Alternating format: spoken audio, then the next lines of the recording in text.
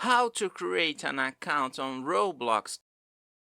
First, go to roblox.com. Then you have to sign up to create an account. Enter your birthday. After, create your username. The username must be unique, contain only letters, numbers, and underscore. Be between 3 and 20 characters long, and does not start or end with underscore. After creating an available username, create your account password. The password must be at least 8 characters long, does not match username, and not be a simple password.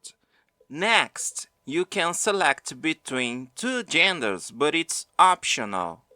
Finally, press the sign up button. Subscribe for more Roblox tutorials.